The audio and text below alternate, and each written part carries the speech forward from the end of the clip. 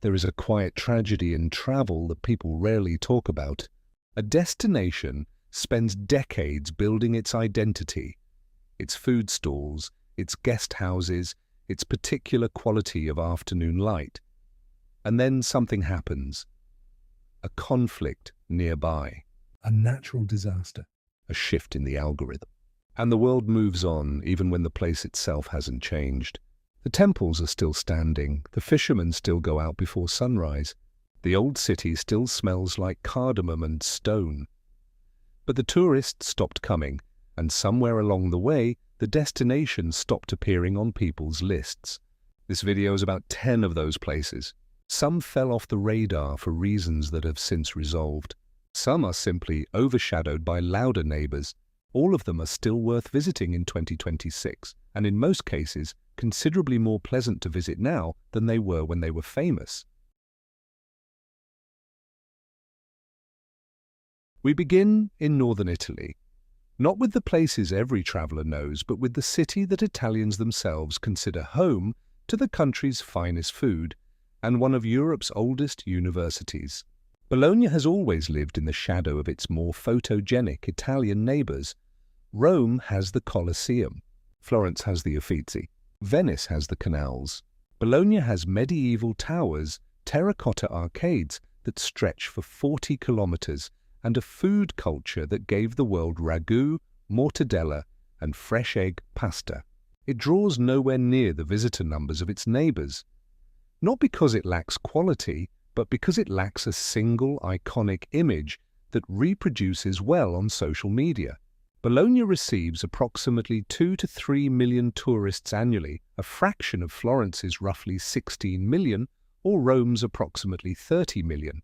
Its historic Porticoes system, 62 kilometres of covered walkways that have sheltered pedestrians since the Middle Ages, was inscribed as a UNESCO World Heritage Site in 2021, a recognition that has not yet translated into a proportional increase in visitor numbers.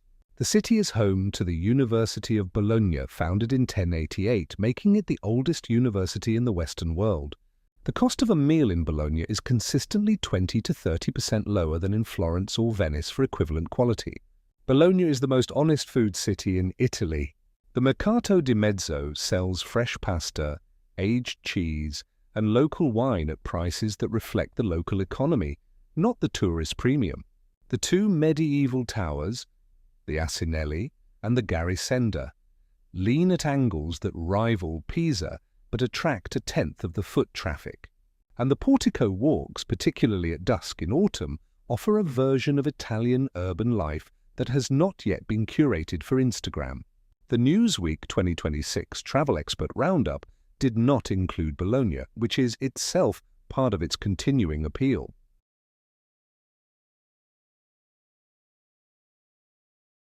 From Italy to the Middle East, a UNESCO World Heritage Site that has spent several years in the shadow of geopolitical headlines it had nothing to do with.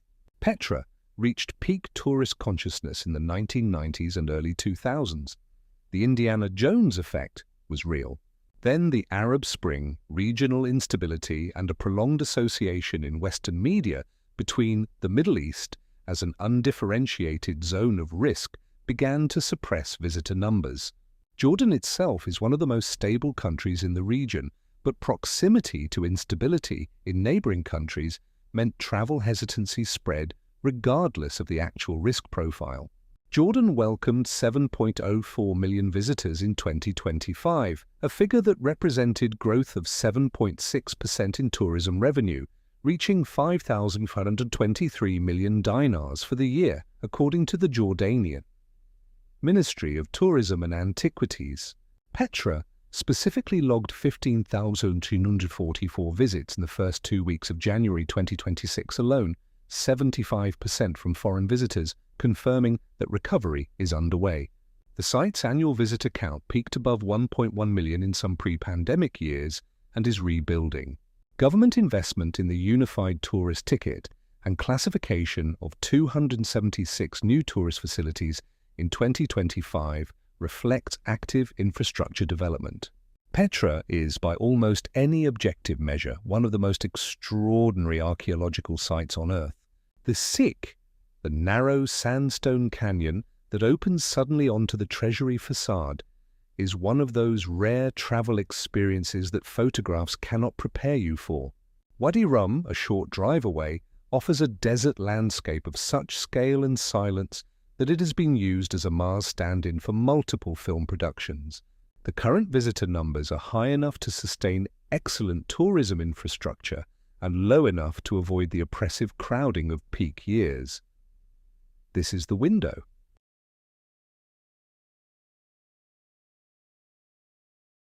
From the deserts of Jordan to the canals of Belgium, specifically the canal city that sits between Brussels and Bruges and is almost always skipped for one of them. Bruges gets the tourists. Bruges has the medieval centre, the boat trips, the chocolate shops and the film. Ghent has all of the same medieval architecture, a functioning modern city built around it, a castle in the city centre that is not a reconstruction, and a food and bar culture that Bruges, essentially a museum piece at this point, cannot match. The reason Ghent gets overlooked is simple. Bruges is on the way, and most travellers never look up from the map long enough to add the extra 40 minutes. Bruges received approximately 8 million visitors in 2024.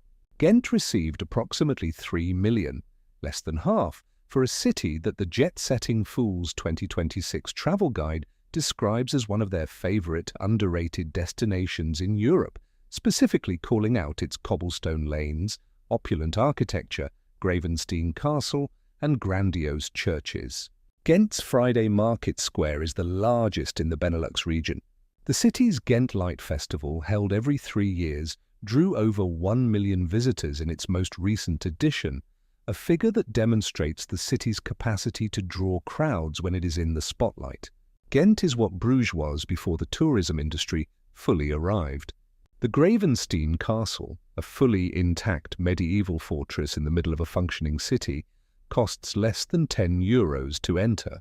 The Graasley and Korenlai Canal facades rival anything in Bruges for architectural beauty, and the city has a student population of 70,000 that supports a genuine bar and restaurant culture operating entirely independently of tourist demand. You eat where locals eat because locals actually live here.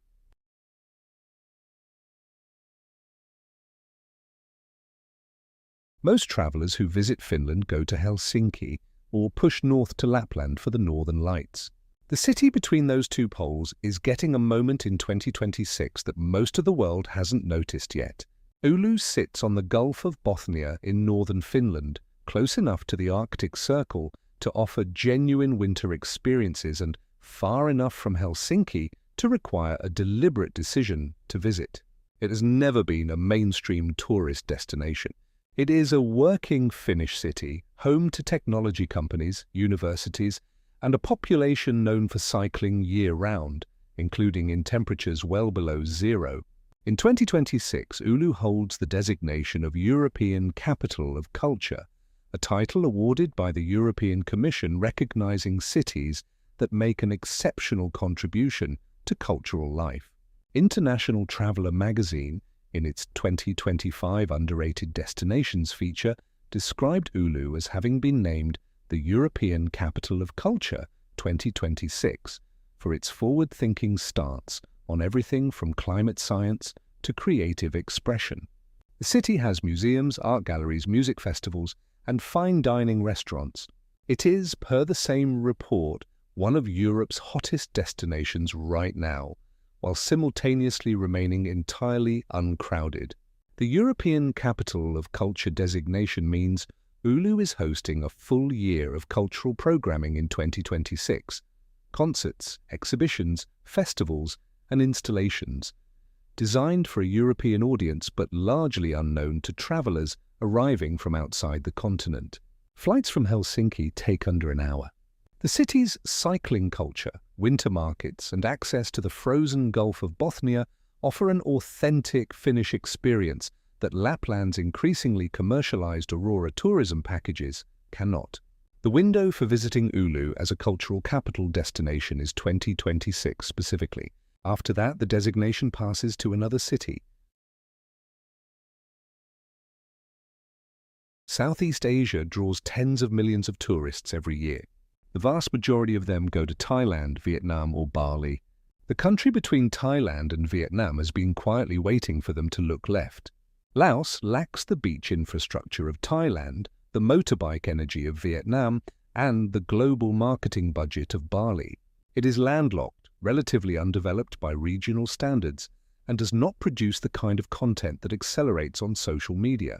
It is also, according to multiple long-term Southeast Asia travelers, the closest thing currently available to what Thailand felt like in the 1980s before the hotels arrived. Laos received approximately 4.8 million international visitors in 2024, compared to Thailand's 35 million and Vietnam's approximately 17.5 million in the same period.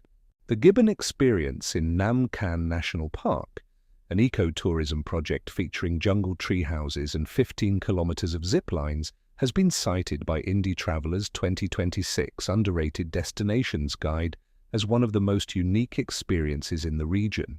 Luang Prabang, a UNESCO World Heritage City, has been on the list since 1995 but remains a fraction of the size and visitor volume of comparable heritage cities in Thailand or Cambodia. Luang Prabang's morning almsgiving ceremony, monks in saffron collecting rice from locals at sunrise, is one of those travel experiences that has not yet been industrialized. The Mekong River moves slowly through the city. The French colonial architecture has been maintained without becoming a theme park. A bowl of cow soy costs less than $1. The new high-speed rail connecting Vientiane to the Chinese border has improved accessibility significantly.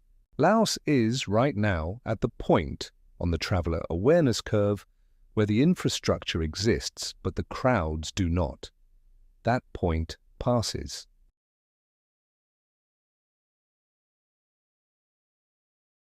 The most misunderstood region in Europe.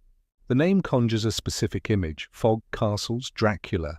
The reality is more interesting and more beautiful than the mythology. Transylvania's association with the Dracula brand has both attracted and limited its audience. The visitors it draws tend to come for the novelty of the Bran castle narrative, which historians note has only a loose connection to Vlad the Impaler and none to the Stoker novel, and leave without discovering the medieval Saxon villages, the Carpathian mountain hiking, or the Via Transylvanica, a long-distance walking trail that deserves to be in the same conversation as the Camino de Santiago. The Via Transylvanica trail spans more than 1,400 kilometers, crossing 10 counties, 400 communities, and 12 UNESCO World Heritage Sites, according to International Travelers' 2025 Underrated Destinations feature, which specifically described it as being dubbed the Camino of the East. Approximately 170 kilometers of new trail sections were set to open in 2026. The region contains the highest density of medieval fortified churches in the world, over 150 preserved examples, most of which receive minimal visitors. Romania's overall tourism revenue has been growing, but Transylvania specifically remains dramatically undervisited relative to its heritage density. The Saxon villages of Transylvania, Viskri, Bietan, Sighișoara, are among the best preserved medieval settlements in Europe. Viskri in particular, championed by King Charles III, who owns and has renovated a farmhouse there, offers guest houses in 700-year-old buildings where breakfast includes local eggs, homemade cheese, and honey from the garden. A night costs a fraction of what equivalent heritage accommodation charges in Tuscany or the Algarve. The bears and wolves in the Carpathians are real. The hiking is exceptional. And the Via Transylvanica, once it achieves the recognition it deserves, will change this equation permanently.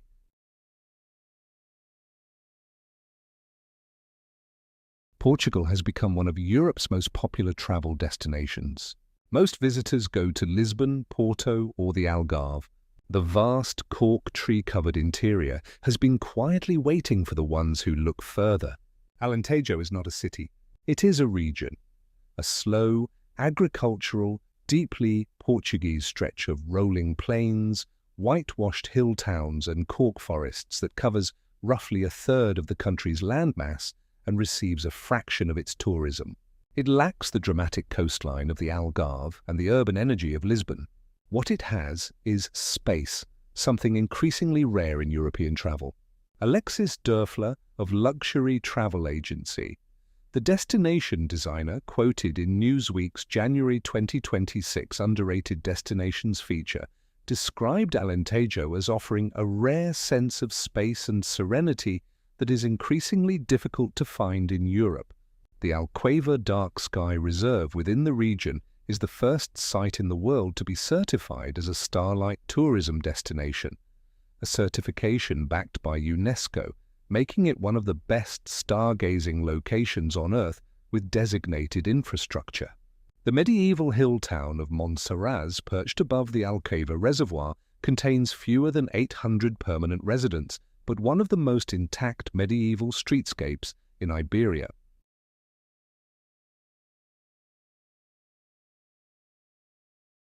Few places on Earth carry the weight of history as physically as Uzbekistan, and fewer still remain as genuinely undiscovered by the mainstream travel market. Uzbekistan spent decades as a closed Soviet republic, followed by years under authoritarian governance that actively discouraged tourism. The visa process was difficult, independent travel was complicated, and the country rarely appeared in travel media aimed at Western audiences. That changed significantly after 2016 when a new government began opening the country to tourism. But the reputation lag has meant that awareness has not kept pace with the reality on the ground. The Bhoppers 2026 Underrated Destinations guide specifically cites Uzbekistan as a cultural powerhouse, highlighting the turquoise-domed mosques and mausoleums of Samarkand, the walled city of Khiva, and the bazaars of Bukhara, and noting that a new high-speed train now connects the major cities comfortably. Uzbekistan received approximately 6.7 million international visitors in 2023, a number that was itself record-breaking for the country, reflecting its emergence. Samarkand's Registan Square, 3 monumental madrasas facing each other across a vast plaza, is consistently described by architectural historians as one of the most impressive public spaces ever built. It receives a fraction of the visitors of comparable UNESCO sites in Europe or Asia. The Silk Road cities of Uzbekistan are the real thing, not a reconstruction or a heritage park, but functioning cities that have been continuously inhabited for 2 millennia and contain architecture that stopped scholars in their tracks when they first encountered it. The Registan at dawn, with almost no other visitors present, is the kind of travel experience that resets your sense of scale. The local plov, rice cooked in cottonseed oil with lamb and carrots, is specific to this region and unavailable anywhere else on Earth. Accommodation in Samarkand's restored caravanserais costs a fraction of equivalent heritage hotels in Morocco or Jordan. The Bhoppers guide was direct. Go now before everyone does.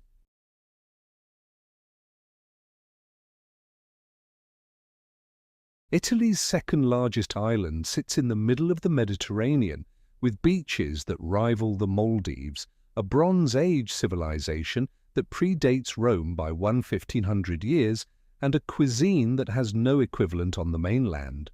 Most American travelers have never been.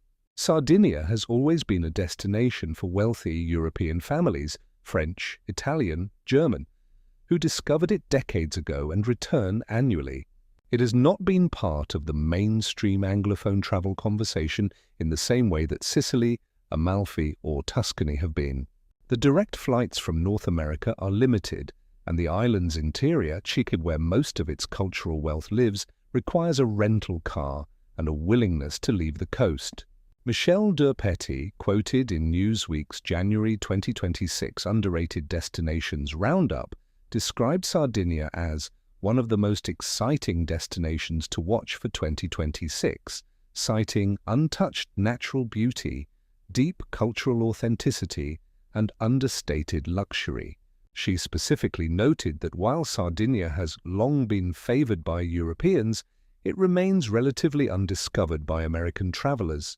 The island's Nuragic civilization, builders of 7,000 stone towers called nuragi, constructed between 1800 and 900 BCE, represents one of the most significant and least known Bronze Age cultures in the Mediterranean world. The Cala Golorice beach, accessible only by boat or a 2-hour hike, has been ranked among the world's finest beaches by multiple surveys and is not reachable by road.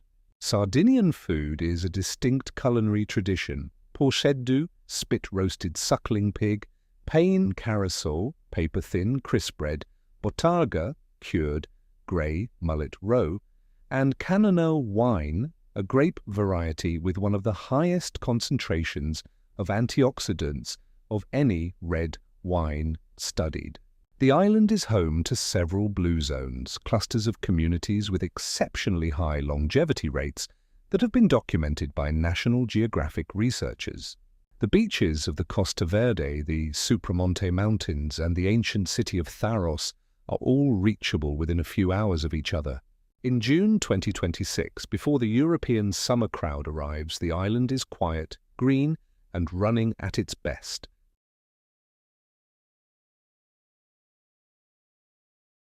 At the top of this list, a country at the crossroads of Europe and Asia that has been quietly accumulating the elements of a great travel destination for years without receiving the attention it deserves. Georgia, the country, consistently loses search visibility to Georgia, the American state. Beyond that practical obstacle, it spent much of the post-Soviet period associated in Western media with its 2008 conflict with Russia. A conflict that concluded and whose territory of dispute, South Ossetia, is a small northern region that most tourists never approach. The rest of the country, the wine valleys of Kakheti, the medieval cave city of Uplistsika, the mountain villages of Svaneti, and the capital Tbilisi, has been developing its tourism infrastructure steadily for a decade while remaining largely absent from mainstream Anglophone travel. Georgia received approximately 7.1 million international visitors in 2024, a figure that places it in a comparable range to Jordan, but with far lower name recognition in Western markets. Newsweek's January 2026 Expert Travel Roundup describes Georgia as a crossroads of Europe and Asia with a unique culture, an ancient wine tradition, and staggering mountain scenery, specifically noting that the food and wine scene is reason enough to visit. Georgia is documented as one of the oldest wine-producing cultures in the world, with archaeological evidence of winemaking in clay vessels called Kuvevri dating back 8,000 years. Tbilisi's Old Town contains 5 distinct architectural layers: Persian, Ottoman, Russian Imperial, Soviet, and contemporary Georgian, occupying the same narrow streets. Georgia is in the window that experienced travelers recognize immediately, high in quality, low in crowds, and priced for the local economy rather than the tourist premium. A dinner of kinkali dumplings, grilled trout from the Aragvi River, and a bottle of local amber wine costs less than $15 per person in most Tbilisi restaurants. The mountain region of Svaneti, accessible by a short domestic flight or a spectacular mountain road, contains medieval defensive towers clustered in villages that have not changed structurally since the Middle Ages. The hiking in the Greater Caucasus rivals the Alps in scale and surpasses them in solitude. And the hospitality culture, a Georgian tradition called supra, a long communal table feast with toasts that can last for hours, is not a tourist performance. It is simply how Georgians receive guests. That is the list. 10 destinations, all of them real, all of them accessible, all of them worth the effort in 2026. None of them are secrets.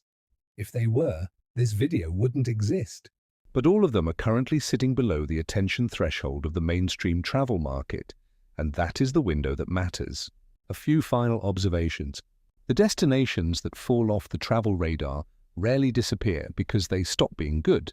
They disappear because something louder comes along, a new destination on the algorithm, a conflict that spills association across a region, a natural disaster that takes years to fade from the public consciousness.